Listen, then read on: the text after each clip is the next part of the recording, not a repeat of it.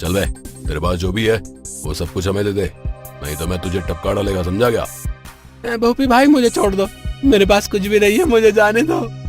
यहाँ से 50-50 मील दूर जब भोपी भाई किसी व्यक्ति को उठते हैं ना, तो उसके मुंह से सिर्फ एक ही आवाज आती है, मुझे छोड़ दो। बिल्कुल सही बोला रे तूने बंटा। जरा इस व्यक्ति को समझा कि जो मुझे पैसे नहीं देता है ना, उसका अपन क्या करता है। ए चले, चुपचाप तेरे पास जो कुछ भी है ना वो सब इस झोली में डाल दे रे, नहीं तो गुरु का दिमाग सटकाना तो तेरी गैर नहीं, समझा क्या?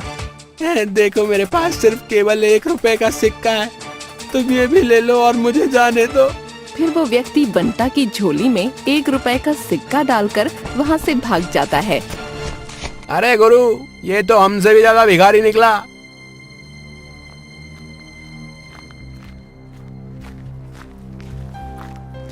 भगवान के नाम पर कुछ दे दे बाबा, भगवान तुझे जल्दी ही करोड़पति बनाए। ये देख बंटा, भिखारी का नाम लिया और भिखारी हाजिर है।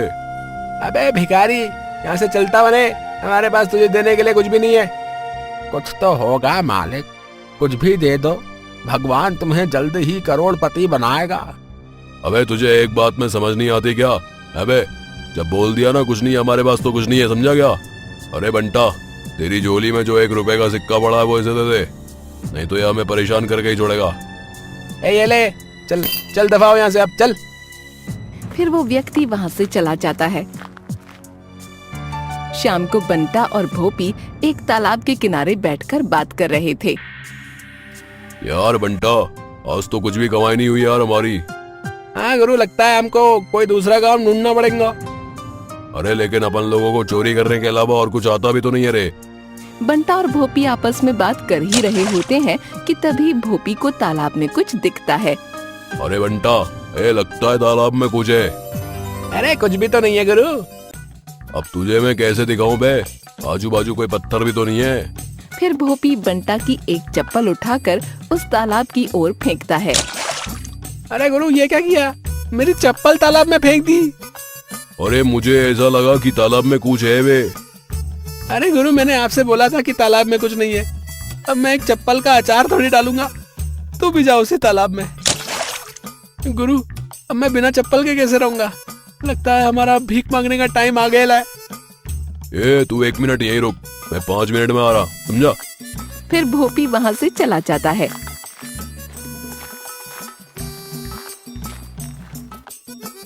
और कुछ देर बाद भोपी एक जोड़ी चप्पल ले आता है। अरे आप कहाँ गए थे और आप ये किसकी चप्पल मार लाए? तू आम खाना रे, पुटली काय को गिनता बे? अरे गुरु, पहले आप ये बताओ कि आप ये चप्पल कहाँ से लाए, तभी मैं इनको पहनूंगा। अरे पास ही में एक पंडित जी अपनी चप्पल उतार कर मंदिर में गए थे, बस इतनी देर में ही मैंने वो चप्पल चुरा ली। क्या? अरे वाह गुरु, आप तो बहुत ही होशियार निकले। क्या? बंटा और भोपी आपस में बात कर ही रहे होते हैं कि तभी भोपी के दिमाग में एक आइडिया आता है। बंटा, अब लगेगी पैसे की लाइन। हम लोगों के जूते चप्पल चुरा कर उन्हें पॉलिश करके बेचेंगे और हमारी अच्छी कमाई होगी। क्या? अरे वाह गुरु, आप तो बहुत ही होशियार है। तो ठीक है, कल से हम जगह जगह जाकर लोगों के जूते चप्पल चुराएंगे क्या, और उनको चमका कर अपनी दुकान में कम दामों में बेचेंगे। क्या? अगले दिन वो दोनों एक कपड़े की दुकान के पास जाते हैं और दुकान के बाहर कई लोगों के जूते चप्पल पड़े होते हैं। तभी भोपी बंटा से कहता है, सुन बंटा, तू कुछ जूते चप्पलों को अपनी झोली में भर और उनको अपनी दुकान पर लेकर जा। ठीक है गुरु, मैं आपके बताए अनुसार ही करूंगा। अब बस आप दुकान को संभाल लो। इधर भोपी अपनी दुकान संभालता है और उधर बंटा लोगों के जूते चप्पल चोरी कर लेता है। ये लो गुरु, अपन जूते चप्पल ले आया, अब बस इसको चमकाना बाकी है।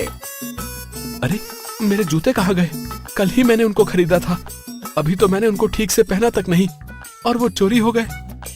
भोपी की दुकान उस कपड़े की दुकान के बगल में ही थी और फिर वो आवाज लगाते हुए कहता है, आओ भाई आओ, नए नए जूते चप्पल ले जाओ रे, और वो भी बड़े कम दाम में वे। आओ भाई।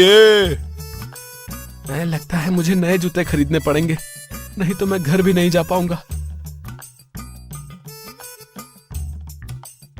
अरे भाई, मुझे एक अच्छे से जूते दिखा दो। ये देखो भैया जी, एकदम नया जूता है, आज ही आया है मार्केट में। अरे भाई, ये जूता कितने का है? भैया जी सिर्फ 250 का है। अरे वाह, इतना सस्ता। ठीक है, मुझे ये जूते पैक करके दे दो।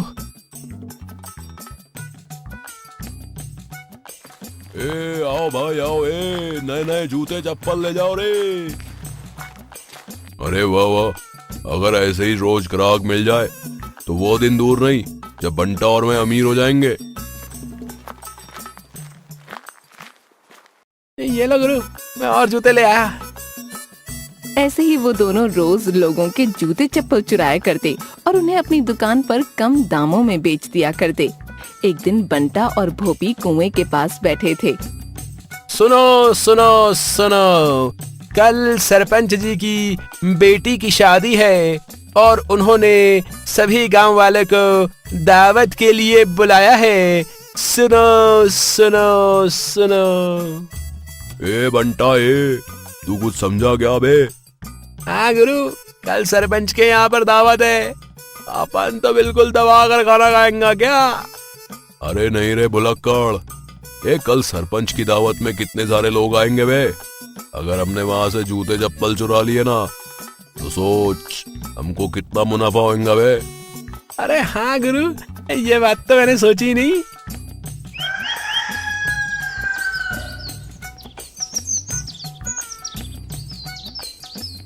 अगले दिन सभी गांव वाले सरपंच के यहाँ दावत में चले जाते हैं। वो देख बंटा, कितने सारे जूते चप्पल, आज तो हम इन सभी को चुरा लेंगे बे। हाँ गुरु, आज तो मानो जैसे हमारी जूते चप्पलों की लॉटरी लग गई है। सभी गांव वाले घर के अंदर दावत खा रहे थे और मौके का फायदा उठाकर भोपी और बंटा उन सभी के जूते चप्पल चुरा लेते हैं।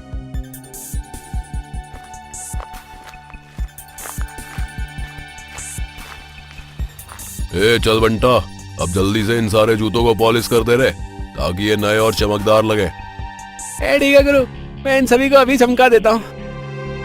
सभी गांव वाले दावत खाने के बाद अपने घर जा ही रहे होते हैं कि तभी एक आदमी कहता है, अरे अरे, मेरी चप्पल कहाँ गई भाई?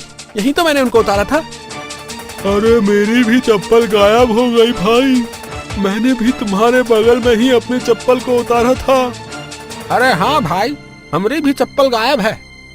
और तभी वहाँ पर सरपंच आ जाता है। अरे क्या हुआ गांव वालों, तुम इतना शोर क्यों मचा रहे हो रे? अरे सरपंच जी, हम सभी की चप्पलें चोरी हो गई हैं। क्या? लेकिन ये भला कौन कर सकता है? किसकी ये मजाल जो सरपंच के घर से चप्पलें चोरी कर ले? लेकिन सरपंच जी, अब क्या करें?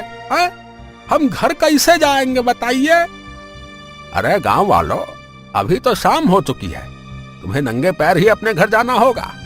हम सुबह इस विषय पर चर्चा करते हैं। अरे सरपंच जी, किसी की चप्पल मिले ना मिले, लेकिन मेरी चप्पल ढूंढवा देना।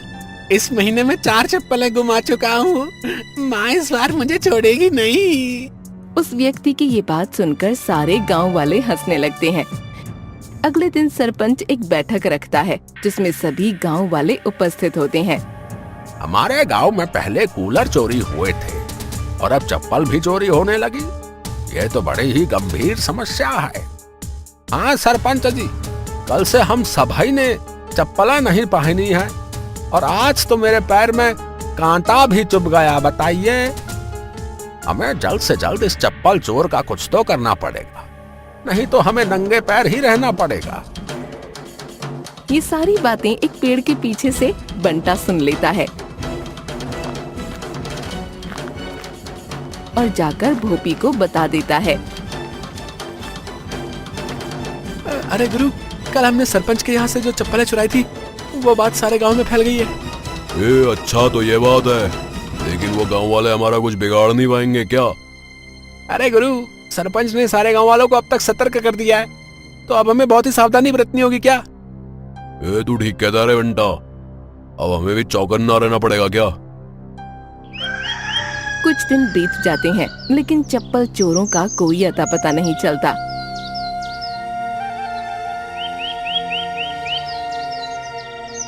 जी, बहुत दिन हो गए हैं, मैं अब और बिना चप्पल के नहीं रह सकती, मुझे नई चप्पल चाहिए। अरे भाग्यवान, नई चप्पल की क्या जरूरत है? सरपंच जी ने बोला है ना कि वो चोर को जल्द ही पकड़ लेंगे। आपका वो सरपंच बहुत ही निकम्मा है जो एक चोर को नहीं पकड़ सकता। मैं कुछ नहीं जानती, मुझे नई चप्पल चाहिए, नहीं तो मैं आज खाना भी नहीं बनाऊंगी। ठीक है बाबा, हम चप्पल लेने चलते हैं।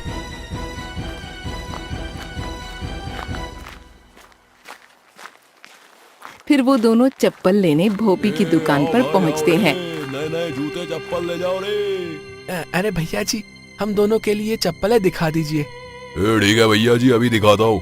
ये देखिए, एकदम बढ़िया चप्पल है, भाभी जी के पैरों पे बहुत जचेगी। अरे वाह, इतनी सुंदर चप्पल। भैया, इन चप्पलों का कितना दाम है? भाभी जी, वैसे तो ये चप्पल 500 की है, लेकिन आपके लिए मात्र 100 रुपए। भैया जी, जल्दी से मुझे ये चप्पल दे दीजिए। कमला वो चप्पल पहन ही रही होती है कि तभी उसे उस दुकान पर बहुत ही सुंदर जूतियाँ दिखाई देती हैं।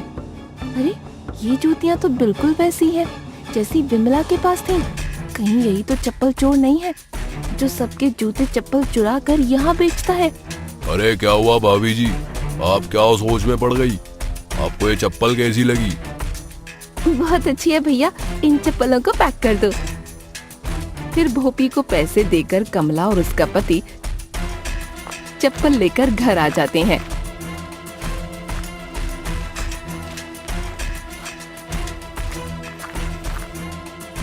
ए जी, जब हम उस दुकान से चप्पल खरीद रहे थे तभी मैंने वहाँ पर एक जूतियाँ देखी जो बिल्कुल विमला की जूतियों जैसी थी। ए जी, मुझे तो ऐसा लगता है कि ये दुकानदार ही चप्पल चोर है। तुम भी ना कमला, कुछ भी कहती हो। बाजार में उस जूतियों जैसी कई जूतियाँ मिलेंगी, तो क्या सभी दुकानदार चोर हैं? ए जी, आप मानो या ना मानो, विमला की जूतियाँ उसी ने चुराई हैं और मुझे तो लगता है हम सभी की चप्पलें भी उसी ने चुराई हैं। ठीक है कमला, अगर तुम्हें लगता है तो हम आज ही सरपंच जी के घर जाएंगे और उनसे बात करेंगे।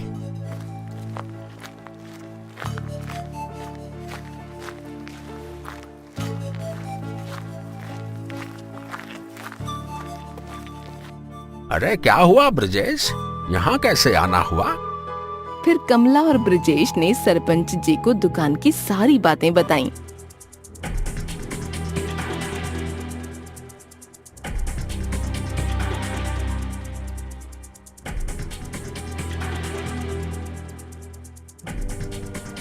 अच्छा तो ये बात है, तुम कहती हो कि तुमने विमला की जूतियाँ उस दुकान पर देखी?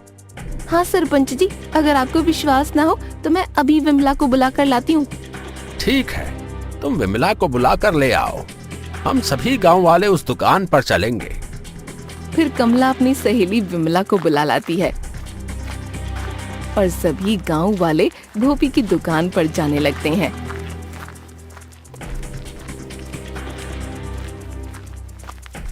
अरे बंटा, ये सभी गांव वाले अपनी दुकान पर काय को आ रहे बे? अरे गुरु, मुझे लगता है कि ये सभी अपन लोगों से चप्पल खरीदने आ रहे हैं।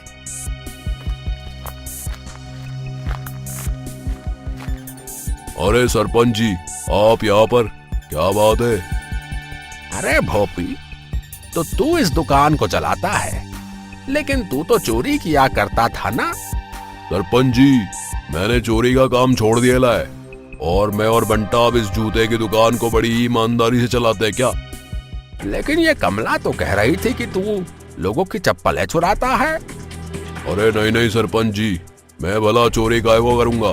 झूठ मत बोलिए भैया जी, ये वो सामने नीले कलर की जूतियाँ रखी हैं, वो विमला की हैं। क्यों विमला, क्या वो नीली जूतियाँ तुम्हारी हैं? सरपंच जी, मेरे बाएं पैर की जूती पर एक काला धागा बंधा है। अगर उस जूते के बाएं पैर पर काला धागा होगा तो वो मेरी जूतियाँ ही हैं।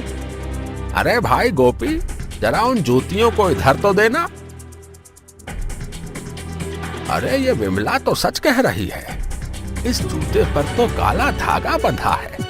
अरे सरपंच जी, यही मेरी जूतियाँ हैं। अरे विमला भाभी, आपको कोई गलतफहमी हो गई है? अरे नहीं भाई, मुझे कोई गलतफहमी नहीं हुई, ये मेरी ही जूतियाँ हैं। अरे मर गए रे, ये गुरु ने कहाँ फंसा दिया। अब ये गांव वाले हमको छोड़ेंगे नहीं। अब जब सच सामने आ ही गया है तो हम ये दावे के साथ कह सकते हैं कि चप्पल चोर भोपी है। भोपी, तू खुद अपना गुनाह कबूल करेगा कि मैं यहाँ पुलिस बुलाऊं? बता। सरपंच जी, मैं सब बताता हूँ। जिस दिन आपके घर दावत थी उस दिन बंटा और मैं मौका देखकर आपके घर के अंदर घुस गए। सभी लोग अंदर खाना खा रहे थे और हमने वो सारी चप्पलें चोरी कर ली बस। अरे साला चप्पल चोर है, हम तुम दोनों का नहीं छोड़ेंगे, बता रहे हैं। हाँ हाँ गांव वालों, अरे मारो इनको सालों को, मारो। सभी गांव वाले बंटा और भोपी को मारने जा ही रहे होते हैं कि तभी सरपंच कहता है, अरे रुक जाओ गांव वालों, इन दोनों को सजा देने का काम कानून का है। मैं अभी दरोगा को बुलाता हूँ। फिर सरपंच दरोगा को फोन करता है। कुछ ही देर में दरोगा वहाँ अपनी जीप से पहुँच जाता है। दरोगा, यही चप्पल चोर है, पकड़ लो इन दोनों को। अरे रघुवीर, रे हथकड़ी लगा इन दोनों को।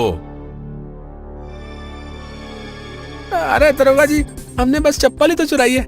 आप इन चप्पल जूतों की वजह से हमें जेल में बंद कर देंगे। अरे चल रहा है या इन सारे चप्पल जूतों से तुम दोनों का यही ढोल बजा दूं? हैं? ऐसा कहकर दरोगा बंटा और भोपी को जीप में बैठाकर थाने ले जाता है।